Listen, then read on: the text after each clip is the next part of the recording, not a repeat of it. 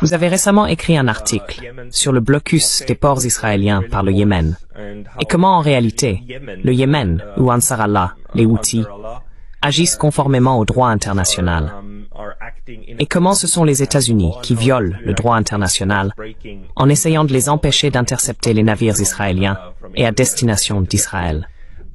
Pouvez-vous expliquer rapidement ce concept? C'est particulièrement important, car beaucoup de gens pensent que, vous savez, l'ONU est la seule agence qui peut mandater de telles choses. Mais votre argument est que non. Il existe une loi supérieure, le jus cogens, qui en réalité dicte ce qui doit se passer. Ces lois internationales de plus haut niveau sont au-dessus du Conseil de sécurité. Le Conseil de sécurité a été établi par la Charte des Nations Unies. La Charte des Nations Unies est un traité qui fait partie du droit international. Elle n'est pas au-dessus du droit international. Et les principes, dits jus cogens et erga omnes, oublions la technicité. Mais ces normes internationales de plus haut niveau, le Conseil de sécurité n'a jamais l'autorité de les supplanter. Donc maintenant, vous avez un cas où les États-Unis bombardent le Yémen, parce que le Yémen agit comme l'exige le droit international. Il a explicitement mis en place ce blocus pour empêcher les navires de ravitailler un génocide et un siège illégal en Palestine.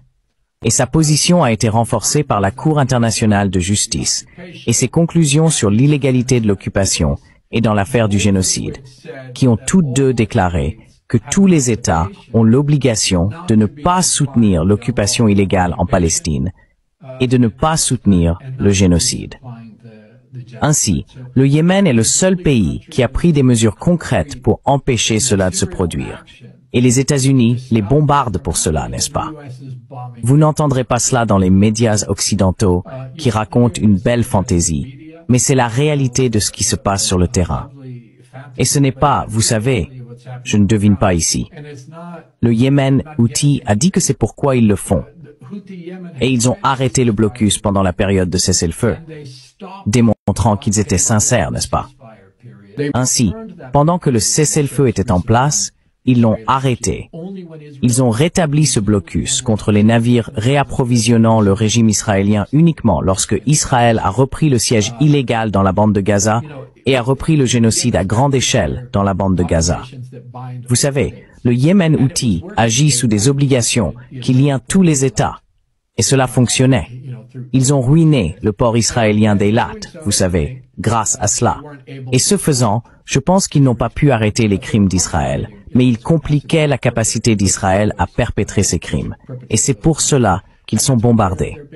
Donc les États-Unis, d'autre part, chaque attaque qu'ils ont menée contre le Yémen a été un acte d'agression, et donc illégal. Et l'idée même d'attaquer le blocus est le crime de complicité dans le génocide, car nous savons que le génocide est en cours, et ils attaquent le blocus pour défendre le génocide.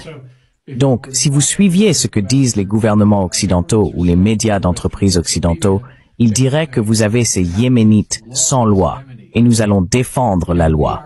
Ce qui est incroyable, car ils invoquent le droit de la mer. Que le Yémen a ratifié la convention et que les États-Unis ne l'ont pas fait. Juste pour vous montrer à quel point c'est absurde.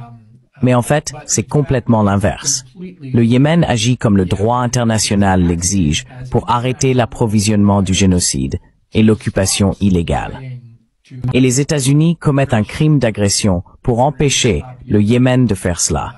Et vous savez, dans le processus, mentent sur leurs propres actions. Ils ont bien appris des Israéliens. Les États-Unis prétendent être en légitime défense. Ils n'ont aucune légitime défense à l'autre bout du monde. Certains de leurs navires marchands qui ne battaient pas pavillon américain ont été touchés, et ils essayent de prétendre qu'une résolution adoptée en janvier 2024 leur donne une autorisation d'utiliser la force. Ce n'est absolument pas le cas. Il n'y avait aucune autorisation d'utiliser la force dans cette résolution de janvier 2024. Voilà, en résumé. Et j'ai écrit l'article parce que j'en avais assez de voir toutes les déformations qui dominaient le récit occidental à ce sujet.